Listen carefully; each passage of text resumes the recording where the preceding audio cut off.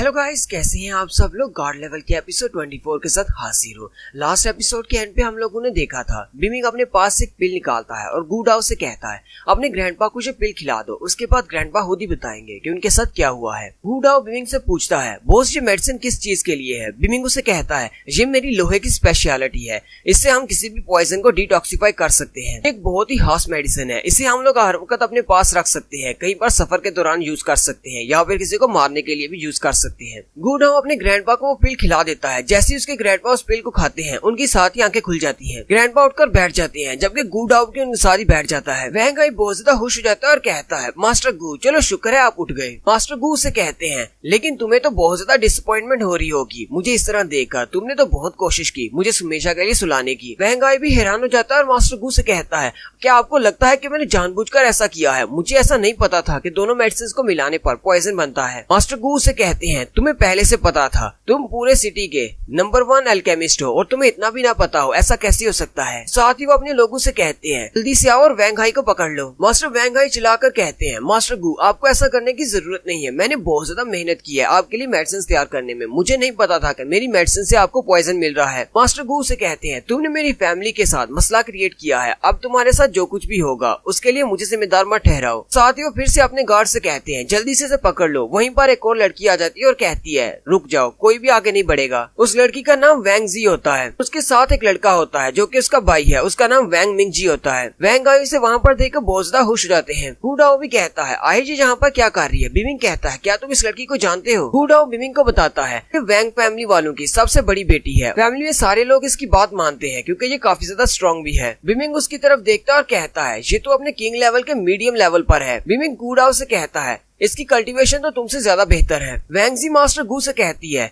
मेरे अंकल आपको क्योर करने की कोशिश कर रहे थे, उन्होंने इतने अरसे तक आपका इलाज किया है लेकिन आप उनके साथ ऐसा क्यों कर रहे हैं। मास्टर गू कहते हैं ये मेरा इलाज कर रहा था कि ये मुझे मारने की कोशिश कर रहा था, मैं इतना अरसा तक पता नहीं कैसे बचा रहा। वैंगा इशारा करते हुए कहते हैं जी यही वो लड़का है जिसने मेरे ऊपर इल्जाम लगाया है। वैंगजी कहती है आप सब लोगों को नहीं पता कि ये लड़का कहाँ से आया है और ये लड़का कौन है, फिर भी आप मेरे अंकल पर इल्जाम लगा रहे हैं। स्टार सिटी के नंबर 1 अल्केमिस्ट हैं और सभी लोग इनको जानते हैं। मास्टर गू से कहते हैं वैंगजी तुम्हें बातें कर इस तरह बात को घुमाने की कोशिश नहीं करनी चाहिए क्योंकि तुम लोग यहाँ से नहीं निकल पाओगे, मुझे तुम लोगों ने पॉइजन दिया है, मैं इतनी आसानी से तुम्हें नहीं छोड़ने वाला। वैंगजी आगे बढ़ती है और मास्टर गू से कहती है कुछ ही दिनों में यहाँ पर एक नया कॉन्टेस्ट स्टार्ट होने वाला है, अगर हम दोनों फैमिलीज का रिलेशन आपस में अच्छा नहीं रहेगा तो इससे हम दोनों में से किसी को भी फायदा नहीं होगा। ठीक है मैं इस मामले को निपटा देती हूँ। ज़ेंग शैंग में जितनी भी हमारी शॉप्स हैं वो सारी हम आपको दे देते हैं, वो सारी गू फैमिली की हो गई। गूडाओ चिल्लाते हुए से कहता है क्या तुम इस सारे मसले को सिर्फ कुछ शॉप्स देकर ही हल करना चाहती हो। ग्रैंडपा गूडाओ को रोक देते हैं और कहते हैं ठीक है हमारी डील हो गई, हमें ज़ेंग शैंग की शॉप्स चाहिए। वैंगजी भी खुश हो जाती है और कहती है ठीक है वो शॉप्स आज से आपकी हो गई और फिर वो अपने वैंघाई को लेकर वहाँ से चली जाती है। गूडाओ अपने ग्रैंडपा से कहता है ग्रैंडपा आपने उन्हें यहाँ से जाने क्यों दिया, हमारे पास बहुत पैसा है, हमने उन शॉप्स का क्या करना है। ग्रैंडपा गूडाओ से कहते हैं तुम्हें इस बात की समझ नहीं है, हम उनके साथ अपने रिलेशन को खराब नहीं कर सकते,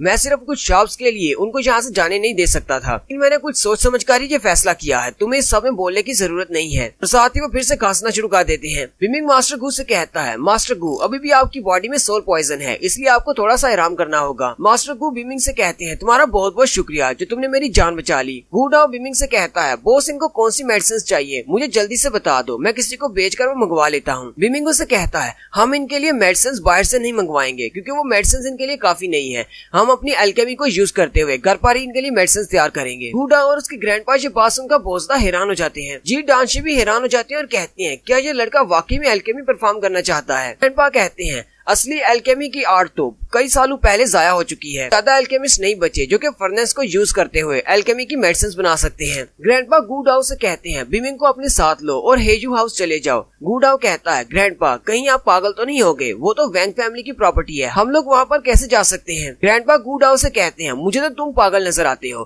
क्या तुम्हें पता नहीं हेजू हाउस कहाँ पर है। गूडाओ कहता है हेजू हाउस तो ज़ेंगशेंग स्ट्रीट पर है। ग्रैंडपा से कहते हैं और ज़ेंगशेंग स्ट्रीट की सारी शॉप्स अब किसकी हैं, वो सारी हमारी है, तो हेजू हाउस भी हमारा हुआ। होगा। गूडाओ ग्रैंडपा को थम्स अप करते हुए कहता है, जी ग्रैंडपा, मैं आपकी बात समझ गया, मैं बिमिंग को वहाँ पर ले जाता हूँ। ग्रैंडपा बिमिंग का हाथ पकड़ते हुए कहते हैं, तुमने मेरी जान बचाई है, अब इसके बदले में हेजू हाउस मैं तुम्हें देता हूँ, वो सारी बिल्डिंग तुम्हारी है, तुम वहाँ पर रह सकते हो। अगर तुम वहाँ पर रहना चाहते हो तो रह सकते हो, अगर तुम उन्हें बेचना चाहते हो तो बेच सकते हो। गूडाओ बिमिंग को लेकर हेजू हाउस चला जाता है। वो एक बड़ा सा घर होता है, जबकि वो लड़का जो कि उन लड़कियों को लेकर गया था वो भी वहाँ पर आ जाता है और कहता है, मास्टर गूडाओ, जब से मुझे पता चला कि आप लोग यहाँ पर हैं, मैं इन लड़कियों को यहाँ पर लेकर आ गया। तो अब से ये मेंशन गू फैमिली का है। गूडाओ से कहता है, नहीं, गू फैमिली का नहीं, ये तो चेन फैमिली का मेंशन है। उस मेंशन के अंदर जो नौकर काम करते हैं उनके बटलर का नाम हैंग फूकवान है। वो आते ही मास्टर गूडाओ से कहता है, मास्टर गूडाओ, हमें खुशी हुई कि आपने ये मेंशन खरीद लिया है। बटलर उनसे कहता है, आज से मेरा नाम गू फूकवान है। गूडाओ से कहता है, लेकिन तुमने अपना नाम कैसे चेंज कर लिया, तुम्हारा नाम तो वैंग फूकवान था। बटलर उनसे कहता है, अब जबकि आपने ये मेंशन खरीद लिया है और हमें आपके साथ काम करना है तो हमने अपना नाम चेंज कर लिया है। गूडाओ से कहता है, लेकिन तुम्हें अपना नाम गू नहीं बल्कि चेन फूकवान रखना चाहिए, ये पैलेस चेन फैमिली वालों का है। बटलर उनसे कहता है, चलें फिर ठीक है, मेरा नाम आज से चेन फूकवान है। लोग जैसे मेंशन के अंदर जाने लगते हैं, वहाँ पर एक लड़का आता है जिसका नाम वैंग शेन होता है। वैंग शेन गूडाओ से कहता है, मैंने सुना कि तुम वापस आ गए हो, इसलिए तुमसे मिलने के लिए चला आया। गूडाओ से कहता है, तुमने बहुत ही अच्छा किया जो जहाँ पर चले आए, लेकिन हेजू मेंशन आज के लिए बंद है, तुम यहाँ पर नहीं आ सकते, अब ये हमारा है। वैंग शेन उसे कहता है, यहाँ पर जितने भी लोग हैं सभी को पता है हेजू मेंशन मेरा और मेरी बहन का है, मेरी बहन ने ये मेंशन तुम लोगों को दे दिया है, लेकिन मैंने अभी तक तुम लोगों को ये मेंशन नहीं दिया, मैं तुम्हें ये मेंशन देने भी नहीं वाला, इसलिए यहाँ से दफा हो जाओ। गूडाओ बिमिंग से कहता है, ये लड़का बहुत ज्यादा बुरा है, ये वैंग फैमिली का यंग मास्टर है और साथ ही ये वैंग जी का छोटा भाई भी है, लेकिन मुझे नहीं लगता कि वैंग जी तक इस वक्त हम पहुँच सकते हैं, हमें पहले इसी के साथ डील करनी होगी। बिमिंग आगे बढ़ता है और कहता है, मेरा नाम चेन बिमिंग है और इस मेंशन का मैं नया मालिक हूँ। ये बात सुनकर वो भी बहुत ज्यादा चौंक जाता है। गूडाओ वैंग शेन से कहता है, इसका नाम बिमिंग है, इसने ग्रैंडपा की जान बचाई है, इसलिए ग्रैंडपा ने खुश होकर ये हेजू हाउस और यहाँ पर जितनी भी शॉप्स है वो सारी बिमिंग को दे दी है। वैंग शेन गुस्से के साथ कहता है, तो तुम ही वो लड़के हो जिसने मेरे अंकल के ऊपर इल्जाम लगाया है कि उन्होंने ग्रैंडपा को पॉइजन दिया है। वैंग शेन उसे कहता है, अब जबकि हम लोग मिल चुके हैं तो चलो फिर एक बात को क्लियर कर लेते हैं। बिमिंग उसे कहता है, कौन सी बात को क्लियर करना है? वैंग शेन उसे कहता है, सिर्फ एक ही बात, ये हेजू मेंशन मुझे वापस दे दो और मेरी बहन के पास जाओ और 3 दफा जमीन की नाक रगड़कर उससे माफी मांगो, फिर मैं सोचूंगा कि तुम्हें जिंदा छोड़ दूं। बिमिंग हंसते हुए उससे कहता है, और अगर मैं मना कर दूं तो फिर क्या करोगे? वैंग शेन उसे कहता है, तो फिर हम स्टार सिटी के रूल्स को फॉलो करेंगे। साथ ही उसका बीस्ट भी वहाँ पर निकल आता है।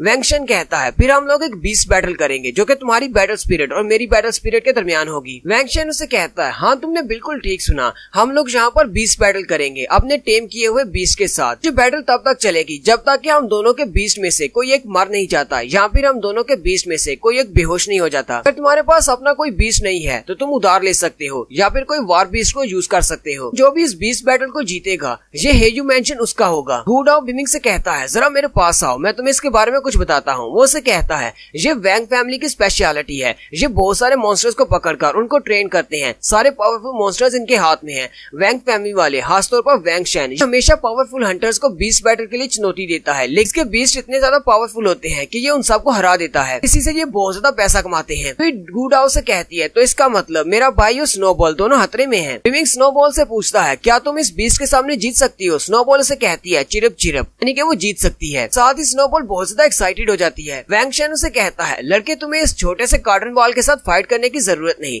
इसलिए चुपचाप मुझसे माफी मांगो और मैं तुम्हें छोड़ दूंगा। बिमिंग हंसते हुए उससे कहता है, अगर मैं तुम्हारे जैसे नमूने को नहीं हरा सकता तो फिर मैं स्टार सिटी में आगे कैसे बढ़ूंगा? ये बैटल करनी है, चलो फिर स्टार्ट करते हैं। वैंग शेन अपने साथियों से कहता है, जाओ जाकर 5 किंग्स को बुला कर लाओ। बिमिंग उसकी बात सुनकर हैरान हो जाता है और कहता है, 5 किंग्स, तुम 1 से 5 का मुकाबला करवाना चाहते हो? वैंग शेन उसे कहता है, ये 20 बैटल की खासियत है, तुम यहाँ पर जितने चाहे उतने 20 लेकर आ सकते हो, तुम चाहे तो 4 और यूज कर सकते हो या फिर 400 और, मुझे कोई भी एतराज नहीं है। जाओ किंग बिमिंग से कहती है, तुम मेरे फिनिक्स को यूज कर सकते हो। ब्लैक विडो से कहती है, तुम मेरे 2 सर वाले पंछी को यूज कर सकते हो। शुयू से कहती है, तुम मेरे क्रेन को भी यूज कर सकते हो। बिमिंग हंसते हुए कहता है, मुझे तुम लोगों की हेल्प की जरूरत नहीं है, तुम लोग अपनी बैटल स्पिरिट्स को अपने पास रखो, मेरी स्नोबॉल अकेले ही 5 को हैंडल कर सकती है। और साथ ही 5 बीस्ट वहाँ पर आ जाते हैं। एक परू वाला टाइगर होता है और एक 3 आंखों वाला वुल्फ होता है, जबकि एक बड़ा सा सांप होता है, एक बड़ी सी चींटी होती है। गूडाओ उन सब की तरफ देखता है और कहता है, ये सारे मॉन्स्टर्स तो बहुत ज्यादा स्ट्रॉन्ग है, मैंने सुना था कि वैंग फैमिली वाले इन सारे मॉन्स्टर्स को बहुत ज्यादा ट्रेन करते हैं जिससे ये बहुत ज्यादा स्ट्रॉन्ग हो जाते हैं। वैंग शेन बिमिंग से कहता है, मेरे इन मॉन्स्टर्स को देखकर तुम्हारी टांगे कांप रही होगी, अभी भी तुम्हारे पास वक्त है, मुझसे माफी मांग लो तो मैं तुम्हें जाने दूंगा। बिमिंग कहता है चलो फिर फाइट स्टार्ट करते हैं और साथ ही वो स्नोबॉल से कहता है जाओ स्नोबॉल, सबको ढेर कर दो। स्नोबॉल सीधी उड़ती हुई जाती है और चिरप चिरप करते हुए सीधी जाकर बड़े साम के सर में पंच मारती है। ये देखकर वैंग शेन बहुत ज्यादा गुस्सा हो जाता है और अपने बाकी के बीच से कहता है जाओ जाकर इस कॉटन बॉल को चीर फाड़ दो। लड़के की हिम्मत कैसे हुई पहले मुझ पर अटैक करने की, और साथ ही वो सारे स्नोबॉल पर अटैक करने के लिए आगे बढ़ते हैं और यहीं पर हमारी एपिसोड 24 का एंड होता है। नेक्स्ट एपिसोड में स्नोबॉल की फाइट देखेंगे।